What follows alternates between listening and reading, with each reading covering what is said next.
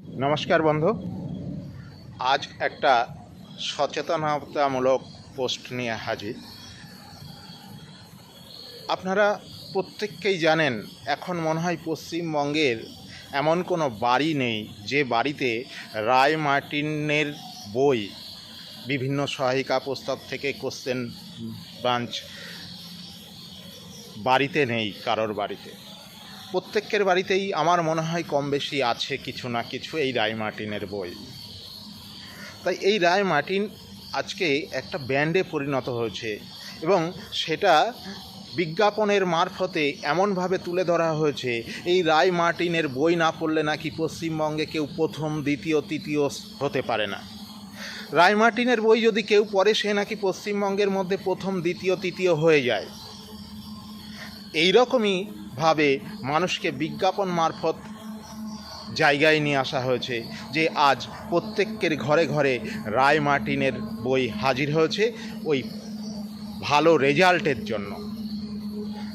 আমাদের সময় রায় মার্টিনের বই আমরা পড়েছি, কিন্তু এতটা তখনকার সময়ে প্রচলন ছিল না এখন যতটা হয়েছে।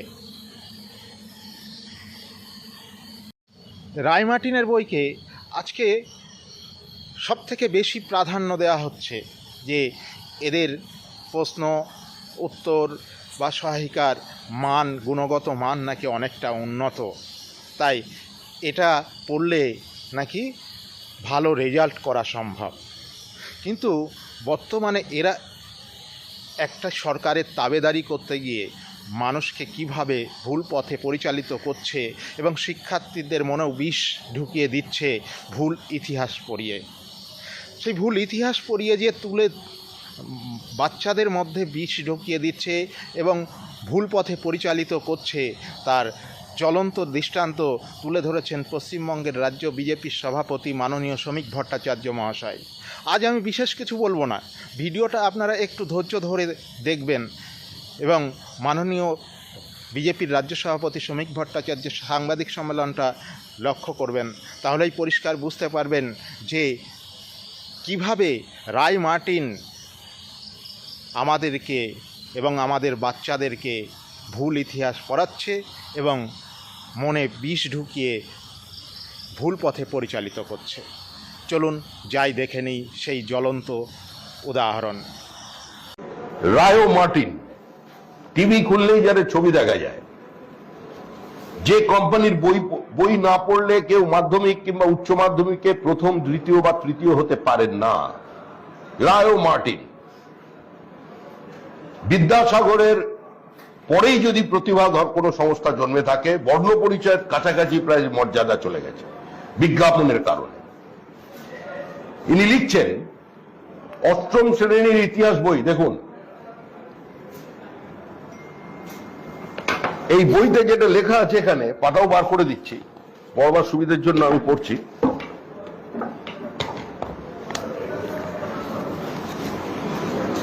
রায় মার্টিনের অষ্টম শ্রেণীর ইতিহাস বিচিত্রাতে রয়েছে সাম্প্রদায়িক থেকে দেশভাগ চ্যাপ্টার, একটা সাম্প্রদায়িকতা থেকে দেশভাগ চ্যাপ্টার। অষ্টম শ্রেণীতেই সবাই বুঝে যাবে ইতিহাস। ব্রিটিশরা হিন্দুদের তোষণ করত। মদন মোহন মালব্য একজন গোঁড়া হিন্দুত্ববাদী নেতা ছিল। হিন্দু পুনরুজ্জীবনবাদীরা হিন্দু ধর্মের গৌরবময় অতীত এবং প্রচারের নামে তাদের ঐতিহাসিক ও পৌরাণিক চরিত্রগুলোকে অতিরঞ্জিত করে তুলত। আবার পড়ছি, হিন্দু পুনরুজ্জীবনবাদীরা হিন্দু ধর্মের গৌরবময় অতীত প্রচারের নামে তাদের ঐতিহাসিক এবং পৌরাণিক চরিত্রগুলোকে অতিরঞ্জিত করে তুলত। এটা পাঠ্যপুস্তকে লেখা হচ্ছে, মানে এই রায় মার্টিন, এই বললাম যে সহায়িকা পশ্চিমবঙ্গ সরকারের অনুপ্রেরণায় লেখা হয়েছে, লেখা আছে সামনে। লেখক আবার কে? ডক্টর শ্যামল মন্ডল, ডক্টর মোহাম্মদ শফিউল হক। আমার বাংলাদেশের লোকজন হবে, বাংলাদেশের ছোঁয়া পাওয়া যাচ্ছে এখানে। হিন্দু মহাসভা ও আর্য সমাজ, আরএসএস এর মতো হিন্দু সংগঠন এবং দামোদর সাভারকার, গোলওয়ার্কারের মতো হিন্দু ব্যক্তিত্বরা মুসলমানদের বিরুদ্ধে সাম্প্রদায়িক বিভেদ তৈরি করেছিল। হিন্দু বুদ্ধিজীবীরা লেখনীর মাধ্যমে মুসলমানদের আঘাত করেছিল, ইত্যাদি ইত্যাদি। এইটা হচ্ছে এই বইয়ের প্রতিপাদ্য বিষয়।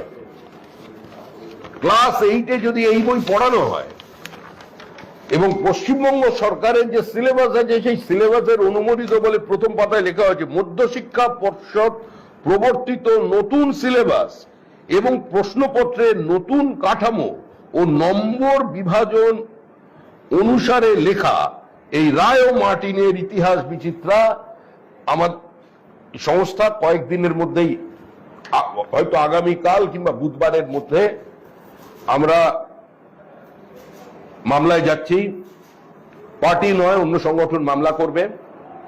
15 দিনের টেক্সট বুক সহায়িকা যেই হোক, প্রশ্নটা যেই হোক, রাজ্য সরকার রেকমেন্ড করেছে কি করেনি আমাদের দেখার দরকার নেই। রাজ্য সরকার এই বই পড়তে, এই বই চলে কি করে? যে বইয়ে সরাসরি মদন মোহন মালব্যকে আক্রমণ করা হচ্ছে, যে বইতে সৈয়দ আহমদ খানের ভূমিকাকে একটি বিচিত্র ভাবে লেখা হচ্ছে, যে বইতে কি করে হিন্দু এবং মুসলমানের মধ্যে বিভাজন তৈরি হলো এবং বাংলা ভাগের মানে সম্পূর্ণ ভুল তথ্য। স্যার সৈয়দ আহমদ খান তিনি ইংরেজি শিক্ষা এবং আধুনিক শিক্ষা মুসলমানদের ছড়ানোর জন্য প্রথমে চেষ্টা করেন, পরে তিনি দ্বিজাতি তত্ত্বের কথা বলেন। জিন্না প্রথমে দ্বিজাতি তত্ত্বর কথা প্রথমে জিন্না তো আনেননি, কিন্তু তার বক্তব্য থেকে বিভিন্ন সময় এটা চলেছে। এটা ইতিহাস। এটা ক্লাস 8-এ পড়াশোনার কোনো প্রয়োজন আছে বলে তো মনে হয় না, কিন্তু লিখলেন। কিন্তু লিখে সরাসরি এ ধরনের সংগঠনকে, আর্য সমাজের মতো সংগঠনকে আক্রমণ করছেন। গোলওয়ার্কারের কোন লেখায় আরএসএস কোথায় কবে মুসলমানদের বিরুদ্ধে বিদ্বেষ ছড়িয়েছে? সংঘের প্রার্থনায় কোথায় বিদ্বেষ আছে? হিন্দুত্ব কোনো বাদ নয়। হিন্দুত্ববাদী যারা লেখেন, হিন্দুত্ব কোনো বাদ নয়, এটা কোনো ইজম নয়, it's a way of life. এটা তো এর যে সুপ্রিম কোর্টের ব্যাখ্যা, এটা তো মহামান্য সুপ্রিম কোর্টও যেভাবে ব্যাখ্যা করেছেন এবং সেটা গ্রহণযোগ্য ব্যাখ্যা, এবং আমরা যারা এই মতাদর্শে বিশ্বাস করি, আমরা যারা এই দীর্ঘদিনের সনাতনী বহমানতায় বিশ্বাস করি, তো এখানে তো বহুত্ববাদ তো এই সমাজের মধ্যে আছে। আমার প্রশ্ন সেটা হচ্ছে প্রোপাগান্ডামূলক বই হাজার হাজার আছে, এটাও ধরে নিন আপনি প্রোপাগান্ডামূলক বই কারণ রাজ্য সরকার থেকে রেকমেন্ড করছেন। রাজ্য সরকার তো শব্দ বদল করেছে। রাজ্য সরকার তো এটাই চায়, রাজ্য সরকার এটা চায়। আমি রাজ্য সরকারের কথা বলছি না। রাজ্য সরকার থাকতে এই বইটা থাকে কি করে? কোনো কন্ট্রোল নেই। আপনি যে কোনো ইতিহাস লিখতে পারেন, ইতিহাস মানুষকে পড়াতে পারেন। পড়া না পড়াটা ছাত্রদের অধিকার, তার অভিভাবকদের অধিকার বা তাদের ব্যক্তিগত সিদ্ধান্তের উপর নির্ভর করে। আমরা রাজ্য সরকারের বিরুদ্ধে তো বলছি না। আমাদের বক্তব্য যে রাজ্য সরকারের কি নীতি, রাজ্য সরকারের মনোভাবটা বুঝেই এরা বইটা লিখেছে। যেখানে রামধনু রংধেনু হয়ে যেতে পারে, যেভাবে রাজ্য সরকার বিভিন্ন ভাবে মানে ওই সিঙ্গুর আন্দোলনটাকে মোটামুটি ভাবে গান্ধীজির অসহযোগ আন্দোলনের উপরে তুলে নিয়ে যেতে পারে এবং সেখানে বিচিত্র বিচিত্র ব্যক্তিদের, স্বনামধন্য ব্যক্তিদের তাদের ইতিহাস বই সামিল করে দিতে পারে, সেই অধিকার তাদের আছে। রাজ্য সরকারের মনোভাবটা যদি থাকতো, তাহলে রাজ্য সরকার ঠিকঠাক থাকলে এই বই বাজারে বেরোতো না। এই মদন মোহন মালব্য সম্পর্কে এ ধরনের কথা বেরোতো না। এর মানেটা কি হচ্ছে? এর মানে এটা দাঁড়াচ্ছে যে রামধুন গেয়ে যে গান্ধীজি সারা ভারতবর্ষের মধ্যে একটা স্বাধীনতা পাওয়ার উদগ্র বাসনা তৈরি করেছিলেন এবং বিভিন্ন সময় তার বক্তব্যে তিনি রামকে কোট করতেন, এ বলছে অতিরিক্ত মহিমান্বিত করে মুসলমানদের আক্রমণ করেছে। এবং এই বইয়ের ওই কত পাতা থেকে 272 থেকে 279 পর্যন্ত এই বইটার মধ্যে পড়ে দেখুন। এই বইটা যেভাবে ইতিহাসকে উপস্থাপিত করেছে তার অর্থ হচ্ছে এটাই যে বিভাজন হয়েছিল, সেই বিভাজনের কোনো দায়িত্ব মুসলমানদের ছিল না, মানে মুসলিম লীগের ছিল না। এই ঘৃণা, এই বিদ্বেষ সম্পূর্ণভাবে তৈরি করেছিলেন ভারতের তদানীন্তন রাষ্ট্রীয় জাতীয় নেতারা, মানে সর্দার প্যাটেল, মহাত্মা গান্ধী, নেহেরুর কারণে, তাদের এই হিন্দুত্ববাদের কারণে। এ তো তাই লিখছে, তাদের অতিরিক্ত আমাদের মাইথোলজিকে গৌরবান্বিত করার কারণে মুসলমানদের বিরুদ্ধে ঘৃণা সৃষ্টি হয়েছিল। এবং সেটাই বিভাজনের কারণ। এই বই পড়ে নতুন নতুন বিদ্যাসাগর তৈরি হবে।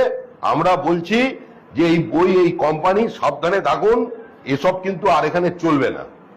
একটা সময় চলতো, সেদিন চলে গেছে, বামেরাও মুছে গেছে, কেউ বাঁচাবে না। এখন মানুষ যদি আবেগতাড়িত হয়ে যায়, এখন প্রবল প্রতিরোধ চারিদিকে চলছে, বাঙালি আবার জেগে উঠেছে, হিন্দু বাঙালির ঘুম ভেঙেছে।